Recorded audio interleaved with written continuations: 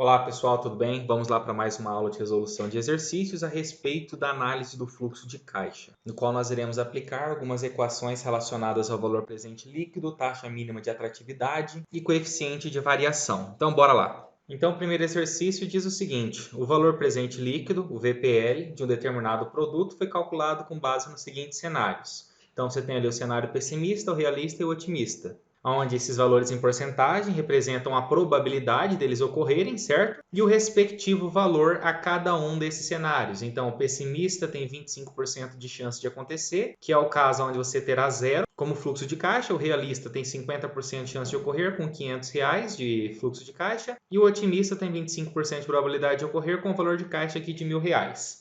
Então, nós sabemos que o valor presente líquido esperado ele vai ser igual à multiplicação da probabilidade pelo valor presente líquido de cada um desses cenários, somado com cada um deles, certo?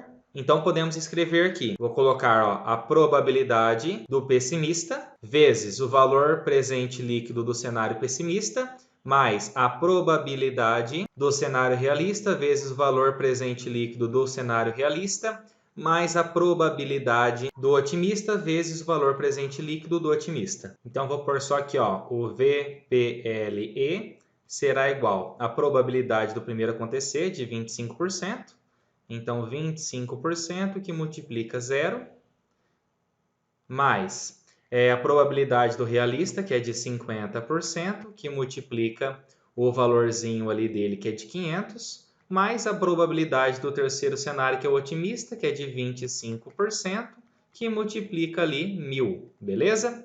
Então, meu valor presente líquido esperado será igual, como aqui é vezes 100, eu elimino esse termo, 50% de 500 a gente sabe que é 250, né? Basta multiplicar por 50 e depois dividir por 100. E aqui eu tenho 25%, que é 1/4 de 1.000. Ou eu multiplico por 25 e depois divido por 100. De qualquer jeito, eu vou encontrar que a resposta disso aqui será também igual a 250.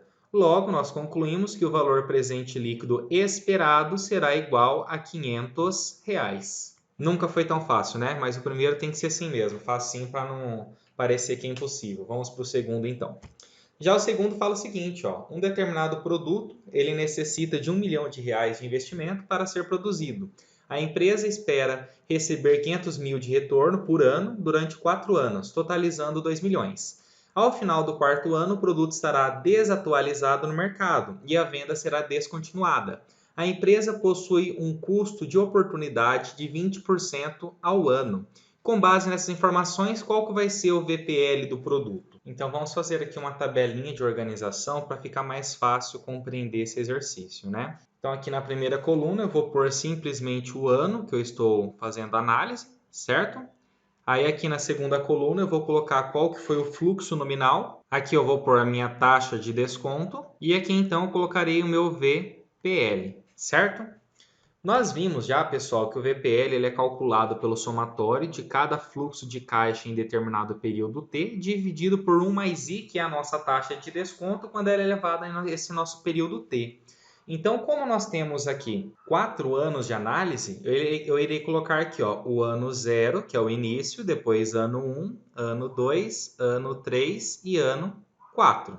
Aí o fluxo nominal, como inicialmente ele teve um investimento de 1 milhão, significa que o valor inicial aqui é de menos 1 milhão. E aí fala que a empresa ela espera receber 500 mil de retorno por ano. Então o fluxo que vai entrar aqui no meu primeiro ano será de 500 mil, no segundo ano mais 500 mil, no terceiro 500 mil e no quarto 500 mil também. E a taxa de desconto é esse nosso denominador aqui do valor presente líquido. E ela não é mais 1 mais a minha taxa elevada ao tempo t? Então, para o primeiro caso, nós teremos ali a primeira taxa ali de desconto, né? Nós teríamos aqui, então, 1 mais a minha taxa. A minha taxa fala que ela é de 20%. Quando a gente divide 20 por 100, a gente encontra 0,2. Então, 1 mais 0,2 elevado ao zero. E qualquer coisa elevada a zero é igual a 1. Então, aqui nossa primeira taxa de desconto é 1. No ano 1, a gente teria, sempre essa soma é a mesma, né? A gente teria 1,02 elevado a 1, que ia dar 1,02. Aqui embaixo a gente ia ter Como o ano é 2, aqui nesse tempinho t seria 2. Então, seria 1,2 elevado a 2, que vai dar 1,44. E vocês podem bater tudo na calculadora, tá? Então, aqui como é ano 3, seria 1 mais 0,2. 1,2 elevado à terceira potência. Encontraríamos aqui 1,728. E quando 1,2 for elevado à quarta potência, encontraríamos aqui uma taxa de 2,0736. Beleza? E o valor presente líquido de cada período, eu tenho que pegar o fluxo de caixa desse período e dividir por essa taxa de desconto. Então, quando eu faço a divisão aqui desse 1 milhão dividido por 1, nós encontraremos aqui esse saldo negativo de 1 milhão, beleza? Quando eu faço aqui 500 mil dividido por 1,2, batendo na calculadora, isso vai dar 416.666,67. Quando eu faço esse 500 mil dividido por 1,44, a gente encontra 347.222,22. 500 mil por essa taxa de desconto, que vai dar 289.351,85. E 500 mil dividido por essa taxa vai dar 241.126,54. Certo? Que faz sentido realmente esse valor diminuindo conforme a gente viu na parte teórica, né? Vou deixar o link na descrição também, caso alguém não se lembre mais. Então agora ficou fácil, né? Nosso VPL será esse valor negativo de 1 milhão, certo? Aí nós acrescentamos o VPL do primeiro ano, que vai ser mais 416.666,67, mais o do segundo ano, que é 347.222,22, mais do terceiro ano, 289.351,85, mais do quarto ano, 241.126,54. Encontramos um VPL final de 294.367,28. E aqui finalizamos esse nosso segundo exercício. Então, exercício 3 diz o seguinte, ó, o fluxo de caixa de um produto foi calculado da seguinte forma. Inicialmente, eles tinham ali R$1.000, aí de custo variável você tinha 60%, 60% de 1.000 é 600. Então, quando eu pego esse 1.000 e desconto esse 600, sobra R$400. E eu ainda tenho um custo fixo de 150. Então, quando eu pego esses R$400 e tiro 150, sobra 250, que é o meu lucro operacional. Aí eu ainda tenho que pagar o imposto de renda e o custo social sobre o lucro líquido, que é de 34%. Então, para calcular 34% de 250, basta a gente fazer 34 vezes 250, que dá 8.500, e dividir por 100. Aí nós encontramos que é equivalente a esses R$85 aqui. Então, quando eu pego esse valor de 250 e subtraio ainda esse impostozinho que eu tenho aqui, sobra para mim 165 de resultado, ok? Aí aqui ele pergunta, ó, caso os custos fixos aumentem em 33,33%, ou seja, aumente 1/3, certo? Qual será o impacto no resultado do produto? Então, se o custo vai aumentar em 1/3, aqui dá para a gente fazer até de cabeça, né? Se você não tem calculadora. Se você tem calculadora, basta ali você fazer 150 vezes 33,34, o resultado você dividir isso por 100. Você encontrar que isso vai dar aproximadamente R$50.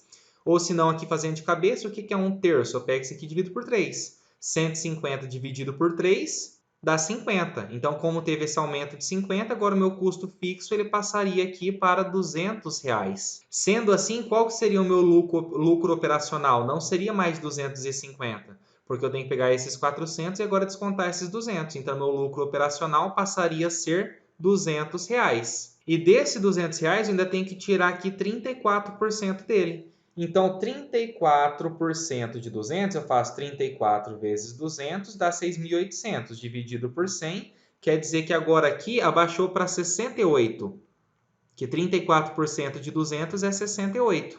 Então, quando eu pego esse meu 200 e eu desconto 68, como resultado, agora sobra aqui para mim R$132. Então, para a gente calcular de quanto que foi essa diferença em porcentagem, a gente tem sempre que fazer o valor atual, certo? Dividido pelo valor anterior. Desse resultado, a gente tira 1 e depois nós multiplicamos ainda esse valorzinho aqui por 100, certo?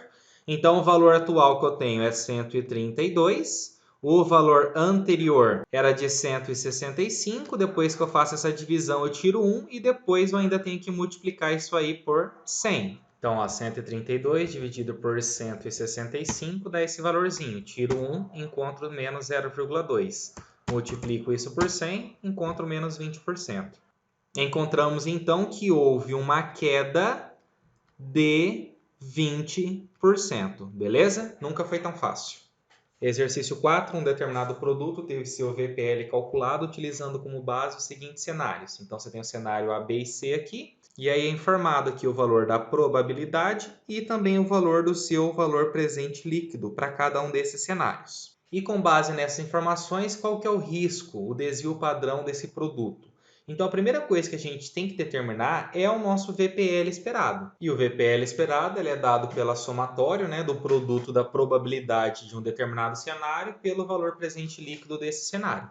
Então, vamos escrever aqui, ó, o valor presente líquido esperado vai ser o VPLE, será igual. O primeiro cenário, então, ele tem uma certa probabilidade, então a probabilidade do cenário A vezes o valor presente líquido do cenário A, mais a probabilidade do meu cenário B vezes o meu valor presente líquido do cenário B, mais a probabilidade do meu cenário C vezes o valor presente líquido do meu cenário C. Então, vou continuar aqui em cima. Então, meu VPL esperado será igual. A probabilidade do cenário A é 40%, então 40% que multiplica 800, que é o VPL desse cenário, né? Mais a probabilidade do cenário B também é 40%, que multiplica o valor da nossa valor presente líquido desse cenário, que é 500. Mais a probabilidade do último cenário, que é de 20%, e o valor presente líquido dele, que é de 200. Então, o meu valor presente líquido esperado será igual. Lembrando que 40% é a mesma coisa que 0,4, que eu poderia multiplicar direto aqui, ou também fazer 40 vezes isso, o resultado dividido por 100. Fica a gosto do freguês, tá bom? Então, eu vou escrever isso aqui para ficar bem passo a passo mesmo, bem sem vergonha. Eu poderia fazer, ó, 40% de 800 mais, ou outro módulo de cálculo, 40%, eu sei que é 0,4 vezes 500, certo? Ou você já faz direto, né? 20 vezes 200 dá 4.000, dividido por 100, encontraríamos 40, tá bom? Então fica a gosto do freguês o modo que você quer resolver. Então, o valor presente líquido esperado será igual. Desse jeito aqui, eu posso cortar esse zero com esse zero com esse. Aí fica 4 vezes 80, que é 320. Mais, aqui também, 0,4 vezes 500 vai dar igual a 200, certo? Mais 40. E quando a gente faz essa soma, o valor presente líquido esperado, ele é igual a 560. E em posse disso, a gente consegue calcular o risco por meio do desvio padrão, né? E conforme nós vimos, ele vai ser dado pela raiz quadrada do somatório do produto do quadrado da diferença do VPL desse determinado cenário com o VPL esperado multiplicado pela probabilidade desse cenário. Então, como que isso vai ficar aqui em cálculo, né?